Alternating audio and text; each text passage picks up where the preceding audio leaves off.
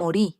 Realmente morí, 17 minutos. Y lo que Jesús me mostró al otro lado hará que mucha gente me odie, pero prefiero ser odiada viva que quedarme callada y cargar con esto por el resto de mi vida sabiendo que pude haber hablado y no lo hice. Mi nombre es Luciana Marcela Ospina. Tengo 33 años, la misma edad que tenía Jesús cuando murió. Y no sé si esto es una coincidencia o si es Dios siendo Dios, pero dejé de creer en coincidencias hace 3 días, desde que regresé. Soy colombiana, nací en Bucaramanga, no terminé la escuela, no hablo inglés, he estado limpiando casas ajenas desde que era niña y seguiré limpiando hasta el día en que ya no pueda, porque es lo que sé hacer y no me avergüenzo de ello.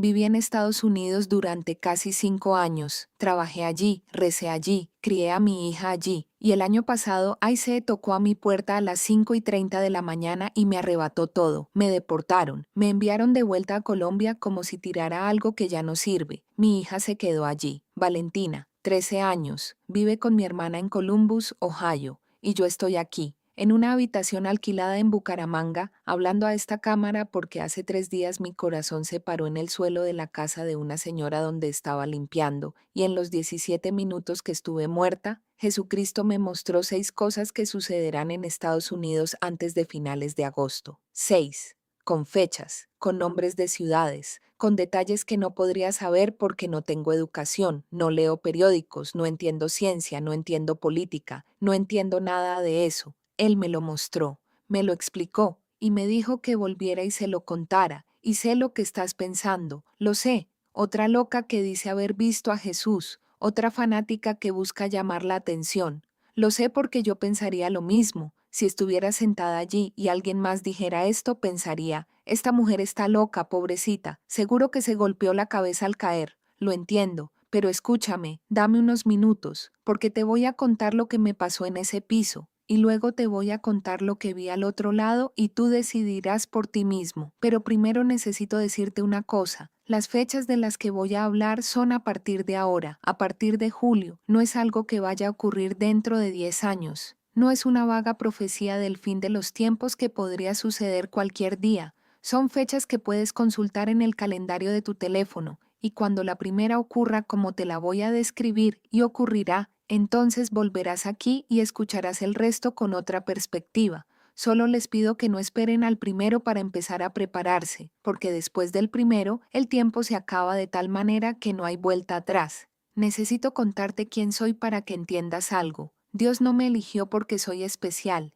me eligió porque no lo soy, me eligió porque soy el tipo de persona a la que el mundo no mira 2 veces. Nací en Bucaramanga, Colombia, en un barrio llamado San Cristóbal, en una casa con paredes delgadas donde el calor se filtraba por cada grieta. Mi madre nos crió sola a mis 2 hermanos y a mí. Mi padre se fue cuando yo tenía 6 años y nunca regresó, y mi madre nunca habló mal de él delante de nosotros. Solo decía que Dios nos cuidaba y se arrodillaba junto a la cama todas las noches y rezaba hasta que nos dormíamos. Esa imagen es lo más fuerte que llevo dentro. Mi madre de rodillas, no de rodillas humillada, de rodillas con fe, de rodillas de alguien que sabe que no tiene a quien más pedir ayuda sino a Dios y reza todos los días sin parar. No terminé la escuela, la dejé en segundo año porque necesitaba trabajar. Empecé limpiando casas en Bucaramanga, casas de gente rica, y aprendí a fregar suelos que valían más que todo lo demás en mi casa. Me casé a los 19 años con un hombre cuyo nombre no mencionaré, y no diré a qué se dedicaba porque esta historia no trata de él. Tuve a Valentina, y Valentina lo cambió todo, porque cuando tienes una hija y la miras a la cara y ves la vida que tienes para ofrecerle y te das cuenta de que no es suficiente, harás cualquier cosa, afrontarás lo que sea necesario. Mi hermana ya llevaba 4 años en Columbus cuando me llamó y me dijo, ven, Lucy, aquí hay trabajo, hay una buena escuela para Valentina. Hay una iglesia colombiana en un barrio donde todos hablan español. Te sentirás como en casa. Y fui. Fui con miedo y con fe, 2 cosas que conviven en alguien pobre que decide irse. Tomé a Valentina, que tenía 7 años en ese entonces, y me fui. En Estados Unidos hice lo que sabía hacer. Limpié casas, limpié oficinas, cuidé a los hijos de estadounidenses que trabajaban todo el día. No aprendí inglés. Y necesito hablar de esto ahora porque es muy importante para lo que viene. Cuando digo que no hablo inglés, no es que hable poco, no es que tenga acento, no es que hable despacio, es que no lo hablo. Entendí algunas palabras. Gracias, disculpe, los números, los nombres de los productos de limpieza, el nombre de la calle donde vivía porque memoricé el sonido sin entender lo que significaba. Pero construir frases, leer el periódico, explicarle un dolor al médico, no sabía cómo hacerlo sin mi hermana o Valentina a mi lado. Vivía en silencio en ese país, un silencio que no era vacío porque dentro de él rezaba, dentro de él pensaba, dentro de él observaba todo con una atención que quienes hablan tal vez no tienen, porque cuando no participas en la conversación, cuando siempre estás fuera del lenguaje, aprendes a leer rostros, a leer el tono de voz, a leer lo que hay detrás de lo que la gente dice. 5 años viviendo así, silencio por fuera, despierto por dentro, trabajando, rezando, criando a mi hija, pensando que sería así hasta que creciera y tuviera el futuro que yo no tuve. Un miércoles de junio del año pasado, a las 5:30 de la mañana, llamaron a la puerta. Pensé que era el vecino, pensé que era un error. Abrí y allí estaban 3 hombres uniformados con las siglas ICE escritas en el pecho y una mujer detrás con un portapapeles. Dijeron muchas cosas en inglés que no entendí. Mi hermana salió corriendo de su habitación gritando y llorando, intentando traducir, y yo me quedé allí en la puerta en pijama, descalza, con el pelo recogido como dormía, y lo único que entendí fue que se acababa. Me llevaron, no me dejaron cambiarme bien, no me dejaron hablar con Valentina. Ella estaba durmiendo en la habitación de atrás. Se despertó con el ruido, bajó corriendo por el pasillo gritando, «¡Mamá! ¡Mamá! ¡Mamá!». Y lo último que vi antes de que se cerrara la puerta fue la cara de mi hija en ese pasillo, con los ojos más grandes que nunca en mi vida. Esa cara me acompaña cada día, cuando me despierto, cuando duermo, cuando rezo, cuando respiro. Me procesaron, me deportaron, me subieron a un avión y me enviaron de vuelta a Colombia como si devolviera un paquete que llegó en el orden equivocado. Llegué a Bucaramanga solo con la ropa que llevaba puesta y una bolsa de plástico con mi documento de identidad y el número de teléfono de mi hermana escrito en un papel que apretaba con fuerza porque era lo último que me conectaba con el mundo donde estaba mi hija. Han pasado 8 meses desde que estoy aquí. Alquilé una habitación en el barrio de La Concordia con el dinero que me manda mi hermana cuando puede. He vuelto a limpiar las mismas casas que limpiaba antes de irme, como si el tiempo hubiera dado un giro completo y me hubiera dejado exactamente donde empecé. Hago videollamadas con Valentina cuando tengo saldo en el móvil 2 o 3 veces por semana y cada vez que su cara aparece en la pantalla siento algo que no puedo explicar, una alegría y un dolor tan mezclados que no puedo separarlos. Ha crecido, tiene el pelo más largo, ahora habla más inglés que español, y cada vez que dice una palabra en inglés que no entiendo, siento que va a un lugar al que no puedo llegar.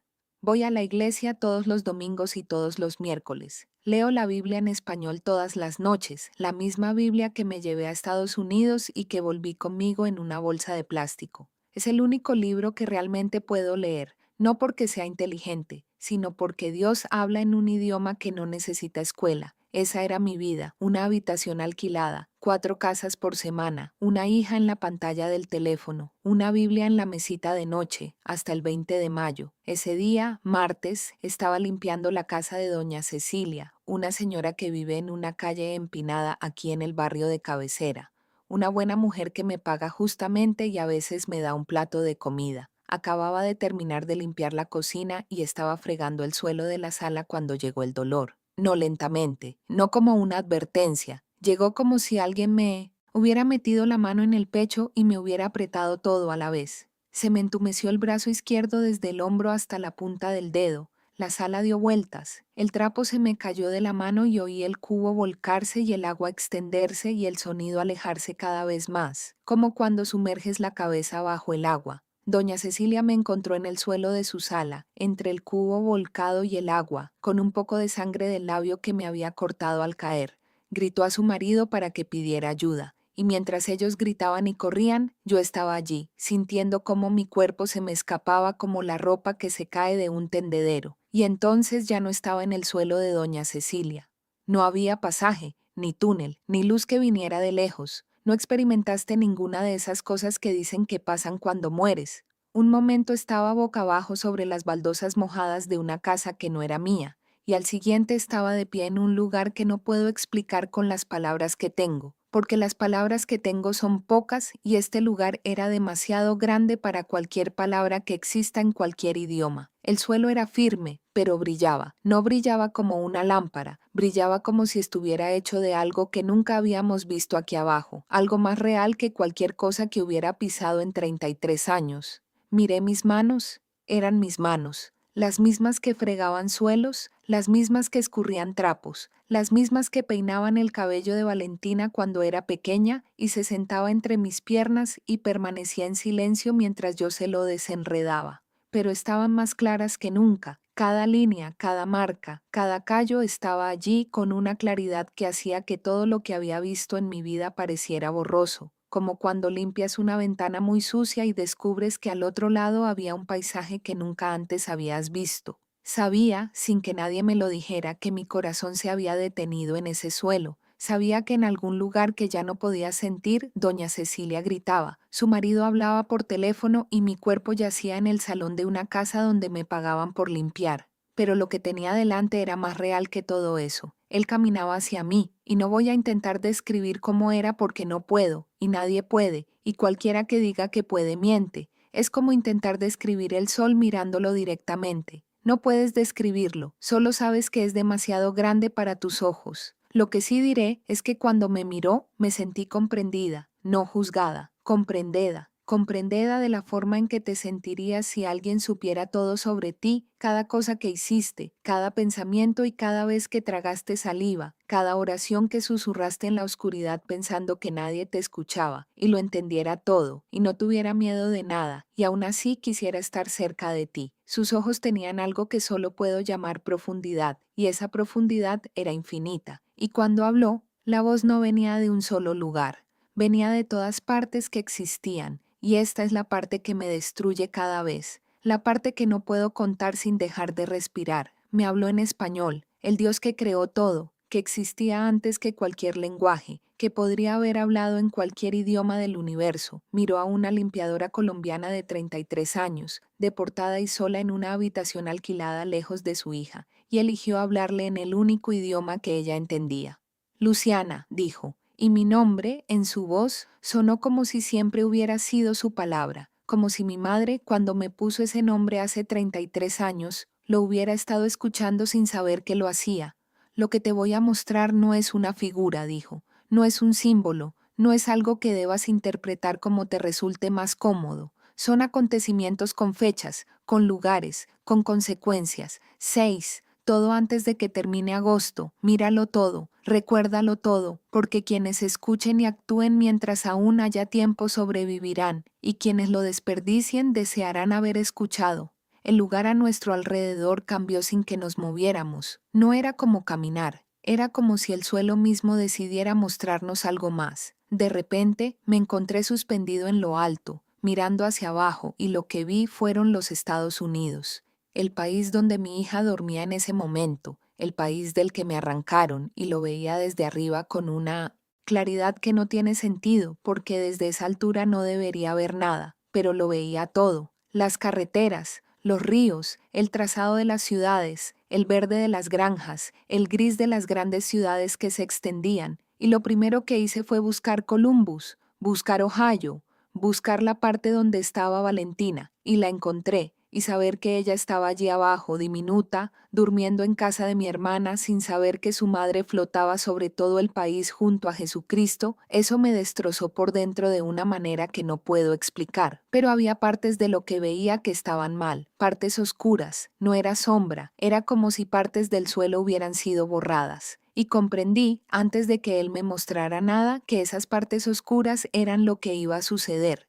Todo antes de que terminara agosto, 6 cosas, una tras otra, sin tiempo para respirar entre ellas, y en medio de todo, una guerra. Todavía no lo sabía, pero pronto lo sabría. La primera visión me llegó de repente. Jesús me llevó a la costa este, a la costa atlántica, desde Maine hasta Georgia, y vi cómo el mar comenzaba a hacer algo que no suele hacer. 10 de julio, dijo, y su voz era la del creador del mar, diciéndome lo que iba a hacer. Un volcán submarino en el Atlántico, explicó, causado por el colapso de una falla que los científicos habían considerado segura durante 30 años. El agua se moverá de forma catastrófica, dijo.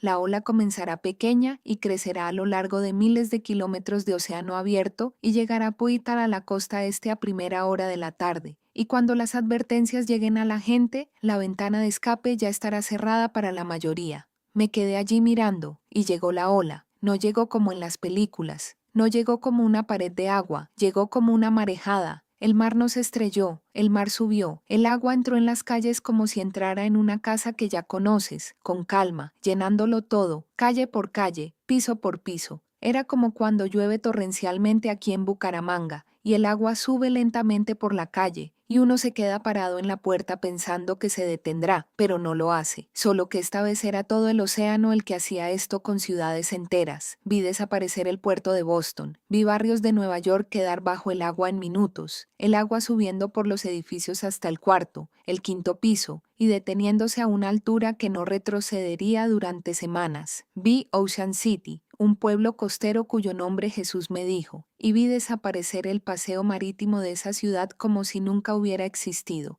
Las carreteras hacia el interior ya estaban llenas de coches detenidos porque la advertencia llegó confusa y tarde, y nadie sabía qué hacer, y vi gente de verdad allá abajo, vi gente abandonando sus coches y corriendo con sus hijos en brazos, vi gente corriendo y no pudiendo correr lo suficientemente rápido. Vi lo más horrible que he visto en mi vida, que era el rostro de un padre con dos hijos que solo podía cargar a uno a la vez y estaba allí en medio del agua decidiendo. Ese rostro me lo llevaré a la tumba, porque no hay nada peor en este mundo que ver a alguien eligiendo a qué hijo cargar primero. 12 millones en las primeras horas, dijo Jesús, y su voz cuando dijo eso era de sufrimiento, no era lejana, no era fría. Era sufrimiento como la voz de un padre que ve a sus hijos ser arrastrados y no puede cambiar lo que va a suceder. El agua y las inundaciones que vendrán después seguirán matando durante semanas, dijo. Y yo estaba llorando. No sé cómo llora un espíritu,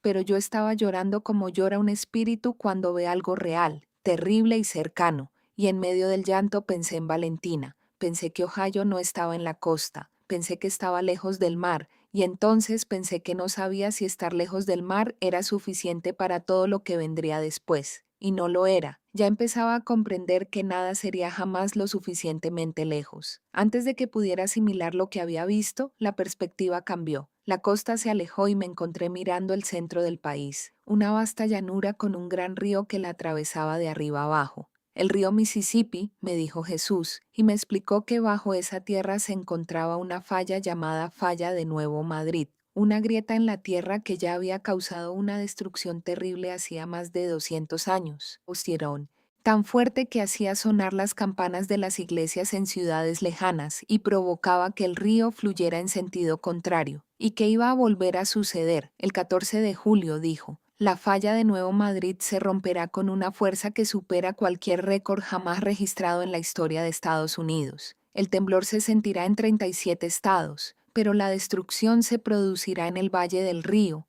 donde el suelo es blando y se convierte en líquido cuando la tierra tiembla, y todo lo que está por encima se comporta como si estuviera construido sobre la nada. Vi al Mississippi hacer algo que no habría creído si alguien me lo hubiera contado. El lecho del río se rompió, el agua se detuvo y luego fluyó en sentido contrario durante varios minutos antes de retomar un curso que ya no era el mismo. Enormes puentes se doblaron por la mitad y cayeron al agua con coches y camiones encima. Los puentes de la Interestatal 40 cerca de Memphis colapsaron con tráfico sobre ellos, y no pude mirar directamente lo que eso significaba. En San Luis, que Jesús me dijo que estaba construida sobre un tipo de suelo que intensifica los temblores, vi edificios balanceándose y derrumbándose uno tras otro, el polvo levantándose y cubriéndolo todo. Memphis tembló durante 4 minutos y 30 segundos. Los edificios antiguos del centro se derrumbaron instantáneamente. Los más nuevos resistieron más tiempo antes de colapsar en las réplicas que se producían cada pocas horas. Las tuberías de gas bajo el suelo blando se rompieron en cientos de lugares y se iniciaron incendios a los que los bomberos no podían llegar porque las calles estaban destruidas. La electricidad se cortó en la primera hora. La gente quedó a oscuras, sin agua, sin gas, sin carreteras, sin ambulancias. Días después del desastre costero que ya había agotado la capacidad del gobierno para ayudar,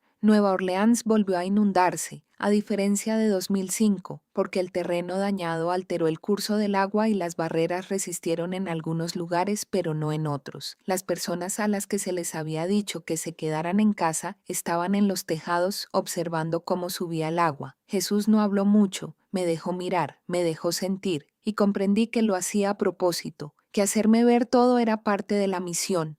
Porque quien transmite un mensaje de esta magnitud sin haber sentido su significado interior no habla con la urgencia necesaria. La segunda visión terminó y la tercera llegó sin pausa. 19 de julio, dijo, Yellowstone. Me mostró un enorme parque en el norte del país, un hermoso lugar montañoso con algo horrible oculto debajo, un volcán gigante, explicó, de esos que, si realmente explotara, cambiarían el mundo entero. Lo que me mostró no fue la explosión completa, pero lo que había fue suficiente para mantenerme temblando. Un trozo del borde cedió y liberó fuego, humo y ceniza en una cantidad mucho mayor de lo que nadie esperaba. La columna de humo se elevó tan alto que desapareció en el cielo. Todo lo que estaba cerca dejó de existir, pero el verdadero peligro era la ceniza. Cayó como nieve gris sobre Montana, Idaho, Wyoming, y en 24 horas ya estaba llegando a las Dakotas, Nebraska, Minnesota. Los cultivos recién sembrados quedaron sepultados. El ganado murió en los pastos porque la ceniza contenía partículas que les destruían los pulmones, y no había forma de proteger a millones de animales del aire irrespirable.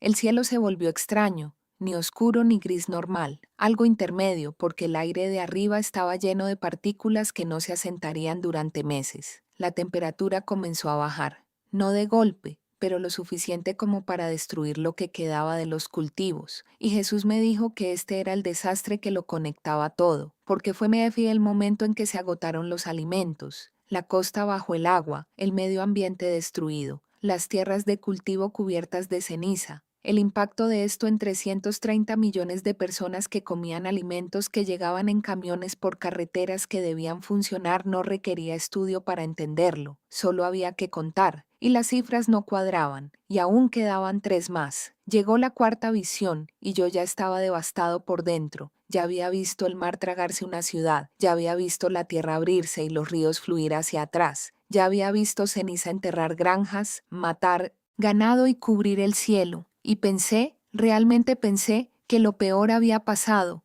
que Dios ya me había mostrado el límite de lo que la tierra podía hacer, pero la cuarta visión no era la tierra, eran personas, eran manos humanas, y cuando vi lo que se avecinaba comprendí que el temblor de la tierra es terrible, pero la maldad del hombre planeando tranquilamente la destrucción, calculadamente, con un tiempo determinado, eso es otro tipo de horror. Es el tipo de horror que te hace perder la fe en la humanidad si no tienes fe en Dios para aferrarte. 24 de julio, dijo Jesús, la red eléctrica, y me mostró 3 ataques que ocurrían simultáneamente, en 3 partes diferentes del país, dirigidos a los transformadores que contenían toda la energía de Estados Unidos. No era una bomba, no era un misil, fueron eventos electromagnéticos, me explicó Jesús. Y no sé qué significa eso en términos científicos, pero vi lo que hicieron, vi cómo se cortó la luz, vi cómo el país se quedaba a oscuras, no todo a la vez, se oscureció por partes, como cuando se va la luz en un barrio y luego en otro y en otro, pero no se detuvo, y Jesús me dijo que esos transformadores no eran cosas que se pudieran arreglar en días o semanas.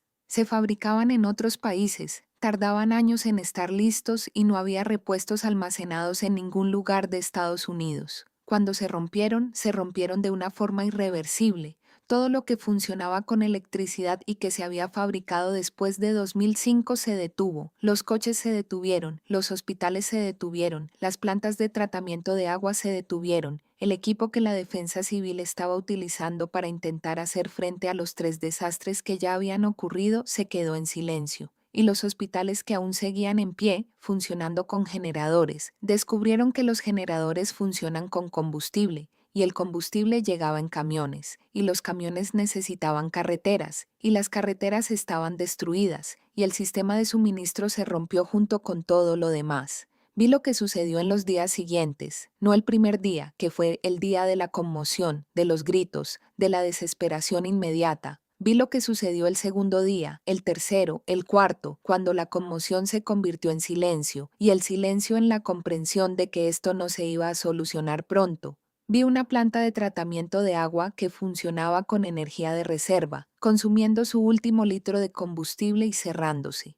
Vi un enorme almacén lleno de alimentos que se habían almacenado para distribuirlos a personas en otros desastres, perdiendo la refrigeración y pudriéndose todo en su interior. Vi una torre de comunicaciones caerse y un condado entero quedar aislado, sin contacto con nadie, sin saber qué estaba pasando en el resto del país, sin saber si alguien vendría. Cada una de estas cosas por separado podría haberse resuelto, pero todo junto, en un país que ya llevaba semanas de rodillas, fue el fin de lo que hace funcionar a una civilización. Fue como quitar los pilares de una casa que ya estaba agrietada. La casa no puede sostenerse, se derrumba, y vi gente tomando decisiones que nadie debería tener que tomar. No gente gritando y corriendo como en una película, gente en silencio, en una cocina oscura, en un pasillo de hospital sin luz, en una gasolinera vacía mirando al vacío, familias decidiendo qué camino tomar, gente agarrando lo que podían y caminando hacia algún lugar que alguien decía que era mejor, sin saber si era verdad, sin ninguna forma de verificarlo, porque el teléfono no funcionaba y la radio no funcionaba y la única información que existía era el boca a boca de gente tan perdida como ellos. Y entonces llegó la quinta visión, y esta fue la que me hizo comprender que el mundo no solo se estaba desmoronando, sino que se dirigía hacia la guerra. 27 de julio, dijo Jesús, Irán. Y su voz, al pronunciar esa palabra, tenía una tristeza distinta a las demás. Las otras tenían la tristeza de un padre al ver sufrir a su hijo. Esta tenía la tristeza de un padre al ver a su hijo cometer una tontería por orgullo. Me mostró lo que sucedió. En medio del caos, con el país sumido en la oscuridad, con la costa bajo el agua, con el medio ambiente destruido, con la comida escaseando, alguien en Estados Unidos, gente poderosa, gente uniformada y de traje, decidió que Irán era responsable de los ataques electromagnéticos. No sé si era cierto. Jesús no me dijo si era cierto. Lo que me mostró fue la decisión tomada en una habitación con gente alrededor de una mesa y mapas en la pared, y la certeza en sus ojos de que tenían razón, esa peligrosa certeza que tienen los hombres cuando ya han decidido y solo buscan una razón para justificar lo que ya quieren hacer. Y atacaron. Estados Unidos atacó a Irán, e Irán respondió. Y lo que empezó como un ataque se convirtió en guerra, no una guerra de película con música y héroes, una guerra real, con misiles reales, con gente real muriendo, con bases militares en llamas, con barcos hundiéndose, con aliados de un lado y aliados del otro entrando uno a uno hasta que se convirtió en algo que nadie podía controlar. Y yo estaba allí arriba viéndolo y pensando en los chicos estadounidenses que iban a morir en el desierto mientras su país era destruido aquí, los chicos iraníes que no habían pedido ninguna guerra e iban a morir porque personas poderosas decidieron por ellos. Y también pensé en los chicos colombianos, porque cuando Estados Unidos va a la guerra, el mundo entero lo siente. Y Colombia siempre lo ha sentido, y lo sé no porque lo haya estudiado, sino porque lo viví. Jesús me mostró lo que la guerra le hizo a lo que quedaba del país. Estados Unidos ya estaba de rodillas, no tenían electricidad, no tenían suficiente comida, no tenían carreteras transitables, y ahora enviaban los pocos recursos, soldados, combustible y atención que les quedaban a una guerra al otro lado del mundo. La gente que esperaba ayuda en Memphis, San Luis, Nueva York y todos los demás lugares destruidos vio partir la ayuda en aviones militares. Vieron al gobierno, que ni siquiera podía atenderlos, decidir que luchar contra Irán era más importante que alimentar a sus propios ciudadanos, y la ira que nació allí, la ira de esa gente que ya lo había perdido todo y ahora veía al gobierno gastar su último aliento en una guerra, esa ira la vi crecer como la pólvora. Vi protestas, vi enfrentamientos, vi soldados estadounidenses apuntando con armas a estadounidenses en las calles estadounidenses. Vi la bandera de ese país, la misma bandera que veía todos los días cuando vivía allí, colgada en las casas de gente que estaba orgullosa de ella. Vi esa bandera desgarrada en el suelo de una ciudad que parecía una zona de guerra sin necesidad de una guerra externa, porque la guerra ya había llegado al interior, e Irán no era débil, Irán tenía aliados. Rusia actuó, China actuó. No todo a la vez, no con declaraciones ni alardes, sino como suelen suceder estas cosas, lentamente, con apoyo aquí, un arma allá, un veto en el Consejo más allá, hasta que Estados Unidos se dio cuenta de que no estaba luchando contra Irán, estaba luchando contra medio mundo, y lo hacía con un país extinguido, hambriento, fracturado, desangrándose por dentro. La sexta visión se presentó sobre la quinta sin interrupción. El 3 de agosto, dijo Jesús. Y me mostró algo que no esperaba en medio de todo esto, una enfermedad, un virus, saliendo de un laboratorio en un valle que me dijo que se llamaba Valle de Shenandoah, en Virginia, y no surgió a propósito. Surgió porque el laboratorio estaba operando con la mitad del personal, la otra mitad se había ido o había sido llamada para ayudar con otras cosas, porque el país había estado en caos durante semanas y no había suficiente gente para mantener todo funcionando correctamente. El trabajo que requería 2 personas para realizarse de forma segura lo estaba haciendo una sola persona porque no había otra opción. Y ocurrió un error humano, de esos que ocurren cuando las personas cansadas hacen un trabajo peligroso sin descanso y sin ayuda. El virus se propagó más rápido que cualquier enfermedad natural porque no era natural. Había sido creado en un laboratorio. No había aprendido a coexistir con el cuerpo humano. Entró y destruyó. En 10 días estaba en 20 estados. En 3 semanas estaba en todos los lugares donde todavía había gente moviéndose. Y la tasa de mortalidad dependía del estado nutricional de la persona. Quienes estaban bien nutridos tenían más probabilidades de sobrevivir. Quienes habían pasado hambre durante semanas, que eran la mayoría, morían con mayor frecuencia, entre el 28 y el 34% de los que contraían la enfermedad. Y calculé mentalmente, incluso sin saber hacer bien las matemáticas, y comprendí que esto era casi 1 de cada 3 personas. Los hospitales que aún existían intentaban hacer frente a la situación, pero ya llevaban semanas funcionando al límite, sin electricidad, sin equipo, sin suficientes medicamentos, con enfermeras y médicos que no habían dormido bien desde julio y que ahora caminaban por los pasillos con la lentitud de alguien que ya ha gastado todo lo que tenía y solo se mantiene en pie porque detenerse no es una opción.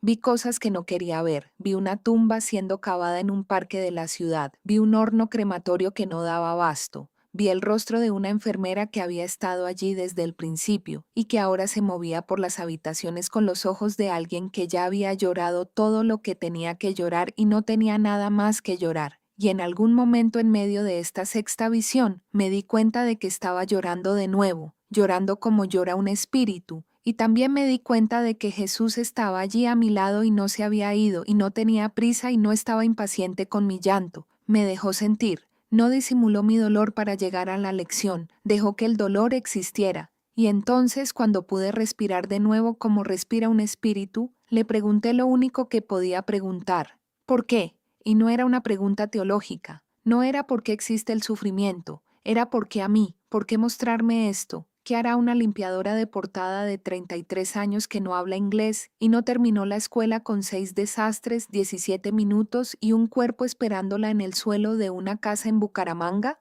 Regresarás, dijo, y contarás lo que viste, no para probar que lo viste, no para hacerte famosa, no para ganar seguidores, para dar a quienes han escuchado la información que necesitan para tomar las decisiones que aún pueden tomar. La ventana no permanece abierta para siempre. Cada evento, cuando llegue como lo describí, confirmará lo que dijiste y cerrará un pedazo de la ventana. La información solo es valiosa en la medida en que aún queda tiempo antes de que se convierta en un simple registro de lo que ya sucedió. ¿Quién me creerá?, pregunté. Algunos lo harán, dijo, y eso es suficiente. El lugar comenzó a cambiar, no de repente. Fue como si alguien cerrara lentamente las cortinas y la luz abandonara gradualmente la habitación, no porque el sol se hubiera ido, sino porque algo la bloqueaba. Sentí que la realidad de ese lugar comenzaba a alejarse de mí o yo comenzaba a alejarme de ella. No sé cuál, y al mismo tiempo sentí otra realidad tirando como una mano que te agarra el brazo y te arrastra de vuelta a un lugar al que no quieres ir. Sentí que mi cuerpo volvió a mí y no fue bonito, no fue suave. Fue como ponerse ropa mojada y pesada después de haber sido liberado. Sentí el suelo, sentí las frías baldosas de cerámica, sentí el líquido en mi cara, que era el agua del cubo mezclada con la sangre de mi labio. Olí un producto de limpieza que de repente se convirtió en el olor más fuerte del mundo porque al otro lado no había olor a nada, solo presencia. Y entonces llegó la electricidad, la descarga. El desfibrilador golpeó mi pecho con tal fuerza que me hizo arquearme del suelo, con los ojos bien abiertos, la primera bocanada de aire quemándome la garganta como si hubiera tragado brasas, y la luz del techo, la luz de la lámpara, que, después de estar en ese lugar, era lo más feo y débil que jamás había visto. Como comparar una vela con el sol. Había gente a mi alrededor, paramédicos, 2, 3, 4. Uno me presionaba el pecho y contaba en voz alta en español. Otro me ponía una mascarilla. Otro trasteaba con el equipo, con aspecto de haberlo hecho muchas veces antes y de empezar a pensar que esta vez no funcionaría. Cuando inhalé ese aire ardiente, el conteo se detuvo. Cuando abrí los ojos y miré los rostros sobre mí, vi alivio, vi profesionalismo. Vi gente haciendo su trabajo y haciéndolo bien, pero no vi a nadie que supiera lo que acababa de pasar. Nadie en esa habitación sabía que la mujer que habían traído de vuelta había pasado 17 minutos recibiendo información sobre lo que iba a sucederle al mundo en las próximas semanas directamente de Jesucristo. Todavía no podía hablar. Yacía en el suelo del salón de doña Cecilia, mirando al techo y sintiendo las visiones dentro de mí, y eso fue lo primero que noté. Las visiones no se desvanecían. ¿Sabes cuando sueñas y te despiertas y el sueño se desvanece rápidamente y en 5 minutos no recuerdas la mitad y en 1 hora no recuerdas casi nada? No era así. Las visiones estaban ahí con la misma claridad que tenían en el momento en que las recibí. Cada fecha, cada nombre, cada detalle, todo estaba ahí, firme, como si hubiera sido grabado dentro de mí con un hierro candente. Comprendí que esto no era natural, no era memoria normal, era memoria que había sido colocada allí a propósito, protegida a propósito, para que no perdiera nada, para que pudiera contar todo tal como se mostraba. Doña Cecilia estaba en un rincón de la habitación llorando con la mano sobre la boca. Su marido estaba junto a los paramédicos, hablando rápido y gesticulando. Mi cubo estaba volcado en el rincón. El agua sucia se había derramado por todo el suelo que acababa de limpiar.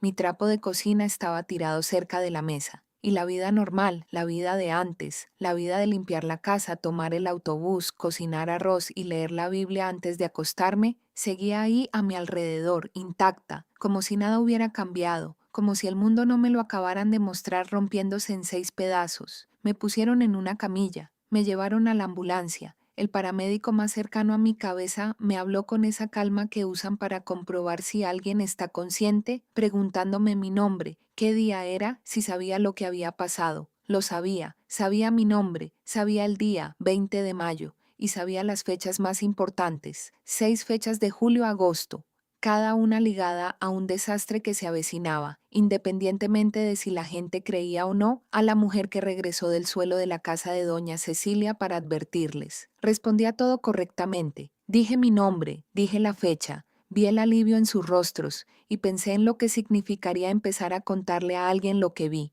Empezando por ahí, empezando por los paramédicos, y luego el hospital, y luego mi madre, y luego mi hermana por teléfono, y luego Valentina. Valentina, ¿cómo iba a llamar a mi hija de 13 años y decirle, hija, sal de ahí? ¿Cómo podría explicarle a una niña que apenas entiende por lo que está pasando su madre que el país en el que vive está a punto de ser destruido de 6 maneras diferentes en menos de 2 meses? ¿Y si no me escuchaba? ¿Y si mi hermana pensaba que me había golpeado la cabeza? ¿Y si todos pensaban que estaba loca, que estaba alucinando, que mi cerebro, privado de oxígeno, lo había inventado todo? Esta pregunta me rondaba la cabeza mientras la ambulancia recorría las calles de Bucaramanga, y cerré los ojos y las visiones continuaron, perfectas, inquebrantables, como si me dijeran que no importa si lo creen o no, que lo que viste no depende de la aprobación de nadie para ser verdad. La puerta de la ambulancia se cerró, la ciudad seguía afuera. A través de la pequeña ventana trasera vi las calles que conocía desde que era niña. Vi la panadería de la esquina de doña Cecilia. Vi a una mujer barriendo la acera. Vi a 2 niños con uniforme que regresaban de la escuela. Vi una motocicleta que pasaba a toda velocidad, como siempre. Todo igual, todo normal, todo en su lugar. Toda Bucaramanga existía como si nada hubiera pasado, como si una de sus hijas no acabara de regresar de entre los muertos con la noticia de que el mundo iba a cambiar de forma antes de finales de agosto. y miré esa ciudad que me vio nacer, que me vio crecer, que me vio partir y que me recibió de vuelta cuando me devolvieron, y sentí algo que no había sentido en mucho tiempo. Sentí que entendía por qué me habían deportado. No que la deportación fuera justa, no lo era. No que Dios hubiera enviado a ICE a mi puerta, no lo hizo. Pero comprendí que si hubiera estado en Estados Unidos cuando mi corazón se detuvo, habría regresado a mi cuerpo en un hospital estadounidense donde nadie habla español, rodeada de gente que no entendería ni una palabra de lo que tuviera que decir, en un país donde era ilegal e invisible, y donde mi voz ya no valía nada antes, y valdría aún menos después de decir que vi a Jesús. Pero aquí hablo, aquí me entienden, aquí mi idioma funciona, aquí puedo abrir la boca y contar todo lo que vi sin necesidad de un traductor, sin necesidad de que nadie se interponga entre mi voz y el oído del oyente. Dios me trajo de vuelta a Colombia para que pudiera hablar, y ahora estoy hablando. Estoy aquí, en esta habitación, con esta cámara que me prestó mi vecino, con esta pared detrás de mí que no es bonita ni ordenada y no tiene un decorado, porque yo no tengo un decorado. Tengo la verdad y eso es lo que tengo para ofrecer. No soy una profeta, no soy una pastora, no soy nadie. Soy Luciana Marcela Ospina, 33 años, colombiana, deportada, limpiadora, madre de una niña de 13 años que duerme en un país que no sabe lo que viene. Y estoy aquí porque 17 minutos después me dieron una responsabilidad que no pedí pero de la que no voy a huir. Vi la costa este de Estados Unidos desaparecer bajo el agua. Vi el suelo en el centro del país abrirse y el río Mississippi fluir hacia atrás. Vi Yellowstone liberar ceniza que sepultó granjas, mató ganado y cubrió el cielo. Vi morir la energía de todo el país. Vi a Estados Unidos entrar en guerra con Irán y al mundo dividirse. Vi surgir un virus de un laboratorio y matar a casi una de cada 3 personas que lo contraían. Vi todo esto suceder de julio a agosto, en cuestión de semanas, una tras otra, sin pausa, y vi, en medio de todo, lo que Jesús más quería que viera. Vi a la iglesia dividida. Vi buenos pastores, personas que amaban verdaderamente a Dios, personas que leían la Biblia, predicaban y lloraban en el altar. Vi a estas personas aceptar algo que no debían haber aceptado porque la situación era desesperada y parecía una solución, y rechazarlo parecía cruel. Vi familias desintegrándose, hermano contra hermano, padre contra hijo, iglesia contra iglesia. Y vi al otro lado, ocultas, pequeñas, casi invisibles, comunidades de gente sencilla que se habían preparado no para salvarse solos, sino para servir, que habían almacenado comida para compartir, que habían aprendido cosas para enseñar, que habían construido comunidad antes del desastre porque entendían que en la Biblia los fieles nunca son una sola persona, siempre son un pueblo unido. Y Jesús miró a esas comunidades con una mirada que jamás olvidaré y dijo: «Estas son mías». Y su voz al decir eso fue lo más tierno que he escuchado en mi vida. Eligieron bien cuando la elección aún importaba. Pero no son mías porque eligieron bien porque ya eran mías. Ese es el orden, ese es siempre el orden, la fe primero, la preparación como fruto de la fe, la comunidad como expresión de ambas. Si has llegado hasta aquí conmigo, cada palabra, cada línea, creo que no fue casualidad. Algo en ti reconoció lo que dije. Algo dentro de ti sabe que esto es verdad, aunque tu cabeza aún se resista a la idea. No te pido que me creas, te pido que no lo descartes antes de verlo. La primera cita se acerca. Cuando llegue, y llegue como te la describí, recordarás a esta mujer colombiana hablando a esta cámara en esta habitación sin decorado, y entonces querrás escuchar el resto con otro oído. Solo te pido una cosa, no esperes a que la primera empiece a moverse, porque después de la primera, el tiempo se acaba de una forma que no hay vuelta atrás. Dime desde dónde estás mirando, dime el nombre de tu ciudad, porque quiero rezar por ti. Rezo todas las noches desde que volví y rezaré todas las noches hasta el día en que Dios me llame de nuevo, y esta vez no habrá desfibrilador, solo sus brazos, y si este video te tocó, si algo dentro de ti se removió, no te lo guardes, envíalo a alguien, a una persona, solo a una, porque a veces es un mensaje enviado por una persona el que despierta un corazón dormido. A veces es una limpiadora colombiana que no habla inglés a quien Dios elige para gritar lo que los pastores de traje no tienen el valor de decir. No tengo nada que perder, ya perdí mi país, Ya perdí a mi hija que estaba cerca de mí, ya perdí mi hogar, ya perdí mi cuerpo por 17 minutos. Lo que tengo es esto, esta voz, esta verdad, y este tiempo que está terminando, se acerca julio, y con él todo lo que he visto.